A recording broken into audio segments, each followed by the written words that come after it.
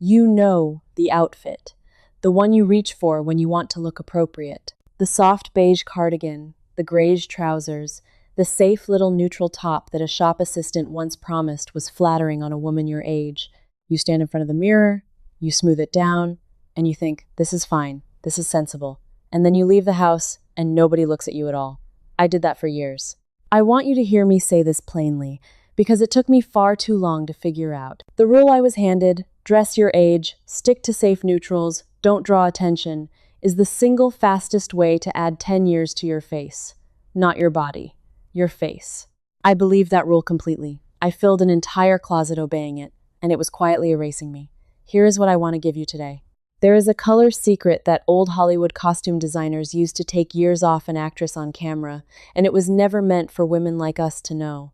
It works with a scarf you already own. Stay with me, because by the end you will understand why the safest advice you were ever given was the most expensive mistake of your closet. Let me tell you when I first felt it. I was at my niece's wedding, maybe 6 years ago, in a taupe dress I'd spent a small fortune on because the saleswoman said it was elegant and understated. There's a photograph from that day. I'm standing in a row of women, and my eye slides right past myself. I looked like the background. I looked like the wall behind the flowers. And the strange part is, I had followed every single rule perfectly. That was the night I started asking a question. I couldn't stop asking. Who told me these rules, and what did they get out of me obeying them? So let me start with the biggest one, the neutrals. For decades, women our age have been funneled toward a specific palette. Beige, taupe, oatmeal, dove gray, soft, muted, inoffensive. We were told these colors are sophisticated, that they're chic, that bright colors are for young girls and loud women, and that a woman of a certain age wears quiet tones with grace. I heard it in the fitting room. I read it in the magazines. I absorbed it so deeply I stopped even reaching for anything else. But here is the truth nobody explained to me. As we get older, our skin changes in a very specific way. Somewhere after 50, the body slows its production of collagen, roughly 1% less every year, and the fat that used to sit high in the cheeks begins to thin and drift downward. The skin also loses some of its natural warmth and pinkness, and it takes on a more neutral, sometimes sallow, sometimes ashy tone. This is normal. This happens to every one of us. But it means our faces have less built-in contrast and less built-in color than they did at 30. Now think about what beige does next to that. Beige is the exact tone of tired skin. When you put a pale, muted, grayish tan fabric right up against a face that has naturally lost some of its warmth, the fabric doesn't lift you, it drains you. Your skin borrows the dullness of the cloth. The under-eye shadows deepen. The whole face flattens. You do not look elegant. You look unwell, and unwell reads as old. I learned this the hard way, but the principle itself is old. Back in 1980, a woman named Carol Jackson published a book called Color Me Beautiful, and it sold something like 6 million copies, because for the first time, regular women were told a simple thing. The color you wear closest to your face changes how your face looks. Not your shoes, not your handbag. The color in that 18 inches around your jaw and neck, get it right, and you look rested. Get it wrong, and you look drained. And here's the part that made me angry once I understood it. Muted neutrals are the safest thing a store can sell. They never go out of style, so they never have to be marked down. They match everything, so you buy more to go with them. And nobody ever returns a beige cardigan because it's too exciting. The neutral rule wasn't written to flatter you. It was written to move inventory that couldn't offend anyone. We were sold invisibility and told it was taste. So what do I do instead now? I find the colors that put light back into my face. Not neon, not a clown costume. I'm talking about clear, clean color placed right where it counts. A warm coral, a soft teal, a true, slightly blue-based red, a rich plum. The way I test it is simple, and it costs nothing.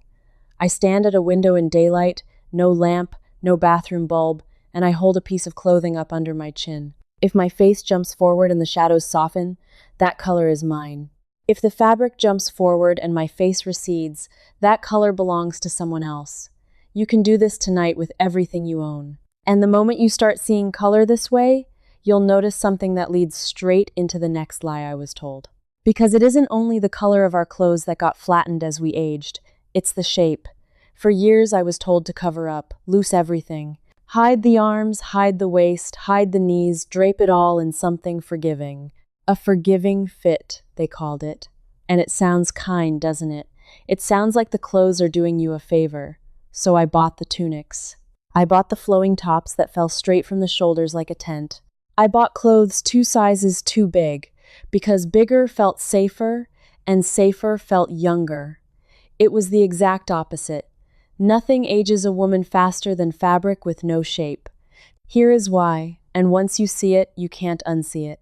A large, loose garment has no reference point. When cloth hangs straight down from the widest part of you, the bust, the shoulders, the belly, the eye, assumes that your entire body is that width all the way down. You disappear inside a rectangle. And a shapeless rectangle doesn't read as slim.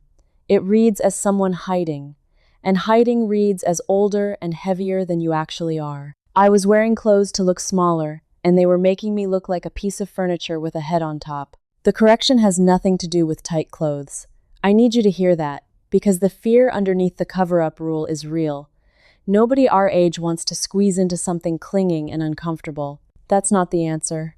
The answer is definition in one place.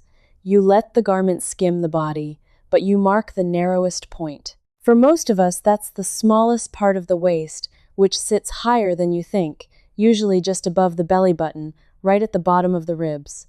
Watch what happens when you define that one spot. A belt, a wrap top, a jacket nipped in with a single button, a tuck of the blouse at the front only. The eye finally has a reference point. It reads a shape, and a shape looks intentional, and intentional looks decades younger than a tent. I took a boxy blouse I already owned, the kind I used to let hang loose, and I did nothing but tuck the front 2 inches into my waistband. Same blouse, same body, 10 years lighter in the mirror. It cost me nothing. The women who understood this were never following the cover-up rule. Think of the images we still remember. Katharine Hepburn in her 70s in a crisp trouser and a fitted shirt with the sleeves rolled. Not tight, not revealing, structured. She let you see there was a woman inside the clothes. That structure is the difference between elegant and erased. But defining your shape means you have to stop being afraid of a little tailoring. And that brings me to something I need to say out loud, because it's where this whole thing turns from bad advice into something worse. Somewhere along the way, all of this stopped being accidental. I used to think the fashion world simply forgot about us. That would be sad enough. But the longer I dug, the more I realized we weren't forgotten. We were sorted. We were quietly moved into a category, and that category had rules, and every one of those rules made us easier to sell to and easier to overlook. Think about how the industry talks. There are the collections designed to be seen, the ones on the runways and the campaigns on the young faces lit like they matter. And then there is the section they reserve for us. Softer, looser, muted, elasticated. Marketed with words like comfortable and easy and forgiving, words that sound like care but function like a lid. We were handed a smaller, dimmer version of style and told it was the mature version. And the genius of it, the truly maddening genius, is that the rules police themselves. Once a woman believes bright color is undignified and structure is trying too hard, she polices her own invisibility for free. She talks other women into it too. No enforcement needed. We were taught to disappear, and then thanked for being so tasteful about it. I'm not telling you this to make you angry at the mirror. I'm telling you because the anger belongs somewhere else, and once you point it in the right direction, everything gets easier. You didn't have bad taste. You had good obedience. And obedience to those rules was profitable for everyone except you.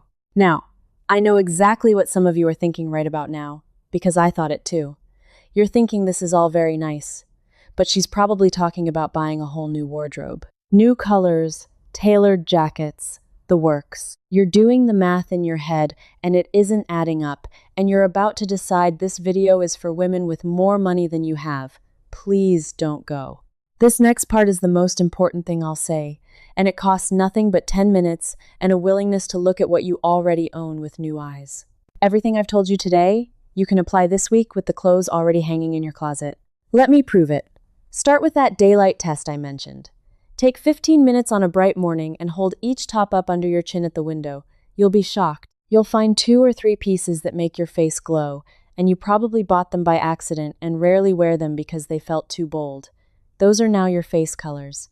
Pull them to the front. And you'll find the beiges and the muted grays that drain you, and here is the trick, you don't have to throw them out, you just move them down. A draining color is perfectly fine as trousers or a skirt, far from your face. It's only poison at the neckline. So the grade sweater becomes a color you wear on the bottom half, and the coral you were hiding comes up to your collar. You just rebuilt your wardrobe for nothing. Next, the shape. Go find the loosest, boxiest top you own, the one you reach for when you've given up. Put it on. Now do the front tuck just the center of the hem, just 2 inches into your waistband, and leave the sides to fall. Look at the side of your body in the mirror. There's a waist now. There's a shape. You didn't buy a thing. If you own a single belt, even a thin one, try it over a dress or a long cardigan, sitting higher than feels natural, right at the bottom of your ribs. That one adjustment does more than a whole shopping trip, and here's one more you can do tonight for free. Go through your jewelry and find the biggest, most definite piece you own, a real necklace with some weight and presence, not a tiny delicate chain. We were told to tone it down, to keep it dainty and modest as we age. Wrong again. A small thin necklace on an older neckline gets lost and actually draws the eye to the crepe of the skin around it. One clear, substantial piece near the face does the opposite. It becomes the thing people look at. It pulls the eye up and out to a point of interest, and it says, "This is a woman who decided to be seen." You already own it. You've just been told to leave it in the drawer. And once you see that clearly, the next question is simply how far you can take it, because everything I can fit into one video is the doorway, not the house. What you are getting free today is the principle, the color at your throat, the shape at your waist, the light coming back into your face. I sat down and wrote the full protocol out properly, the way I wish someone had handed it to me at that wedding, the day-by-day version, with the daylight tests, the exact way to read your own face without a stylist deciding for you, the 4 pieces in your closet that rescue everything else, the metal and jewelry choices that amplify it, and how to bring lift and movement back to fine, flat hair at home in a week. No salon, no shopping, nothing to buy. It is deeper research and far more precise than a video allows, and it is written for a woman over 60 who wants results this week with what she already owns. Scan the QR code right there on your screen, link in the description, pinned comment. The books are waiting for you. Now, I don't want you sitting there doing arithmetic in your head about any of this, so let me say the next part carefully. So you see, none of this requires money. It requires permission. And I'm giving you permission because somebody sold us the opposite for decades, and I'm done being polite about it. Now let me deal with the one that follows women around like a shadow, the hair. The rule goes like this. After 60, keep it short, keep it practical, and let it go gray, because long hair is for the young, and fussing with color is undignified. I heard this from a hairdresser once, in a tone so kind and so final that I booked the shortcut on the spot and walked out feeling like I'd done the mature, sensible thing.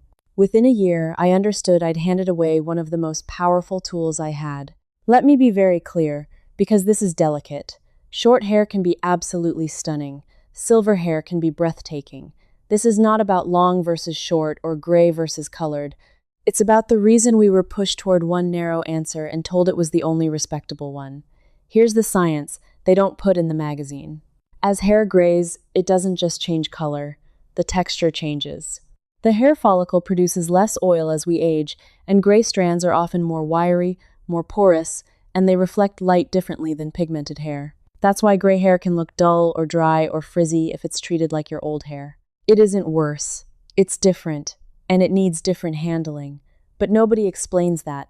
They just tell you to cut it off, as if the problem is the length instead of the care. And the second thing they never mention is contrast. Remember how our skin loses some of its depth and warmth as we age? Our hair, when it goes fully gray or fully dark, can create a hard line against softer skin. A very dark, solid dye color right at the hairline is one of the most aging things a woman can do, because that stark contrast throws every shadow and line on the face into sharp relief. The hard block of uniform color makes the skin look older by comparison. This is why the jet black dye we clung to in our 50s starts working against us. It isn't the gray that ages you, it's the harshness. So what actually works? And what did I learn to ask for? Softness and dimension. If you color, you move away from a single flat block of dark and towards something with a few lighter pieces woven through, especially around the face, so the line between hair and skin is blurred instead of drawn with a marker. Those softer, lighter pieces near the cheekbones act almost like a reflector, bouncing light up into the face. If you go silver, and I love a good silver, you treat the texture a richer conditioner, a purple-toned shampoo maybe once a week to keep the yellow out, and a cut with a little movement rather than a helmet. Movement is the whole secret with mature hair. A soft wave, a bit of layering around the face, a shape that isn't set like concrete. Rigid, solid, one-length hair ages you. Movement gives the face life. I asked a stylist once, quietly, why so many women our age end up with the same short, set, solid style. And she told me something I've never forgotten. She said it's faster to cut and it's easier to sell. A short set style is a quick appointment and a standing booking every 4 weeks.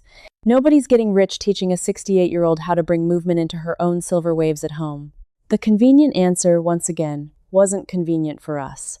But even after you've fixed your colors, defined your shape, and softened your hair, there is one more thing. And this is the one I saved for the end, because when I found it, everything else finally made sense. This is the secret that Hollywood knew and the rest of us were never told. Let me take you back to the golden age of film, roughly the 1930s through the 1950s. Back then, the studios had a problem money couldn't fully solve. Their biggest female stars aged, but the camera was merciless and the lighting was harsh, and there was no way to hide a tired face in a close-up. So the studios employed people whose entire genius was making a woman look luminous and ageless on screen. Not surgeons, costume designers, and the greatest of them all was a woman named Edith Head. Edith Head won 8 Academy Awards, more than any other woman in the history of the Oscars. She dressed the most famous faces in the world for nearly 60 years. And she understood something about color and light that the fashion counters selling us beige either never knew or never bothered to share. She knew that the fabric you place right at a woman's neckline doesn't just decorate her, it lights her. Here is the secret, and it is so simple you'll wonder why nobody ever told you. As we age, the thing that reads as old on the face is not a single wrinkle, it's shadow. The shadow that gathers under the jaw. The shadow in the hollows of the neck and under the cheekbones. Those pools of shadow are what the eye reads as tired and aged. And light-colored, warm-toned, slightly luminous fabric placed right there, right under the chin, throws light up into those shadows and softens them. The costume designers use this deliberately. They would drape a star in a color chosen not for the dress, but for what it did to her face, bouncing a warm glow up under the jaw to fill the shadows and melt years off her on camera. This is called reflected light, and it's the same reason a bride in white so often looks radiant. The white bounces light up into her face. It's the same reason a warm ivory blouse, or a soft peach scarf, or a luminous rose sitting right at the collarbone can make you look 10 years younger than the very same face over a black turtleneck. The black absorbs light and deepens every shadow.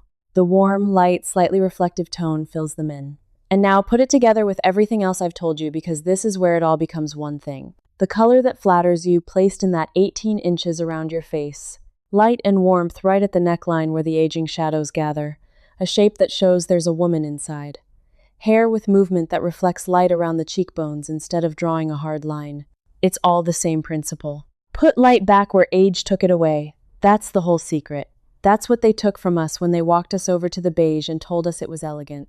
So here is exactly what I want you to do this week, and it costs nothing. Go find a scarf or a top you own in a warm, light, luminous color, an ivory, a soft peach, a warm rose, a gentle gold, a light warm coral, something that catches the light. Put it right at your neckline, close under your chin. Then stand at the window in daylight and watch what happens to the shadows under your jaw. Watch them fill with light. Watch your face lift. That is the exact trick a woman won 8 Oscars using on the most photographed faces of the 20th century, and it works on you, at your kitchen window, today, with something you already own. I keep a soft, warm ivory scarf by my front door now. It's not expensive and it's not special. But I put it on before I leave, right up at my throat, and I have watched people look at me again. Not because I got younger, because I finally stopped absorbing the light and started reflecting it. Nobody sold me that. I had to dig it out of film history to find it. And now, it's yours. Think about what that means for a second. This knowledge existed the whole time. It was used every single day on the most powerful, most beautiful women in the world. It was written down, it was practiced, it won the highest awards in the business. And somehow it never made it to the fitting room where a woman our age stood being handed another gray cardigan. That wasn't an accident. Luminous color that makes a mature woman glow doesn't sell nearly as well as the endless safe neutrals we were trained to buy on repeat. The truth was never lost. It was just kept on the other side of a door we weren't invited through. Well, I'm holding that door open now, so let me leave you with what really matters. And it isn't the color, or the scarf, or the tuck at your waist. It's this. You were never fading. You were following instructions designed to make you fade, and you followed them beautifully, because you're the kind of woman who does things properly. There is nothing wrong with your face, or your body, or your age. There was something wrong with the rules. And the moment you stop obeying them, you don't become a new woman. You become the one who was there the whole time, finally lit well enough to be seen. I don't believe elegance has an expiration date, and I don't believe a single rule written to make me smaller and quieter deserves my obedience anymore. I spent too many years being tasteful about disappearing. Not now, not ever again. And if you're still with me, I already know you feel the same, because women who were fine with vanishing clicked away a long time ago. Now I want to hear from you, and I mean this specifically. I want you to tell me the one rule you were handed that you now realize was quietly aging you. Was it the beige? Was it the short, practical haircut you never really wanted? Was it someone telling you to tone down your jewelry? Pick the one that stings the most and type it in a comment right now, even just a few words. I read them, and there is a whole community of us down there discovering we were told the same lies, and your one sentence might be the thing that wakes another woman up. And if you want to stand with women who refuse to disappear on schedule, who are pulling back the curtain on every rule that was written to keep us quiet, come with us. Because in the next one, I'm going to show you the 3 fabrics that are secretly adding years to you the moment you put them on. And one of them is probably the exact thing you were told to wear because it's comfortable. It's hanging in your closet right now, and I promise you'll never see it the same way again. Let me say one last thing before you go, because I don't want you to close this and forget it by tomorrow. Pick just one. You don't have to do all of it this week. You don't have to overhaul anything. Choose the single change that felt like a little door opening when I said it. Maybe it's moving your draining colors down away from your face. Maybe it's the front tuck. Maybe it's that warm scarf right under your chin at the window. Do that one thing tomorrow morning. Then walk out the door and pay attention. Notice who looks at you. Notice how you stand. Notice the small, strange feeling of being visible again, because it will feel strange at first, and then it will feel like coming home. I stood in front of a mirror 6 years ago in a taupe dress, looking like the wall behind the flowers, and I truly believed that was simply what getting older looked like. It wasn't. It was what obedience looked like. And every rule I've broken since has given me back a piece of the woman I was told to pack away, the color at my throat, the shape at my waist, the movement in my hair, the one bold necklace I stopped apologizing for. Little by little, I stopped being the background of my own life. You can have every bit of that too, starting with what's already in your closet, starting today, starting with one warm color held up to the light. They kept it from us for a very long time. But you have it now. And once a woman knows how to catch the light again, there is no shop assistant on earth who can talk her back into the shadows. So go stand at your window. Hold up that scarf. Watch the years lift right off your face. And remember who told you it was possible when everyone else was busy selling you the beige. Before you go, one last thing. This video showed you why those neutrals drain you. But inside my membership, the Ageless Elegance Circle, I take it all the way, matching your full color palette to your own skin. And you can ask me your own questions. A real person, me, answers you myself. You won't be alone either. So many stylish women are already inside. Just point your phone at the code, cancel anytime. Now that your outfit works for you, let's finish the look. The right nail color can make your hands appear 10 years younger in seconds. I'll show you exactly which shades to reach for, right here next.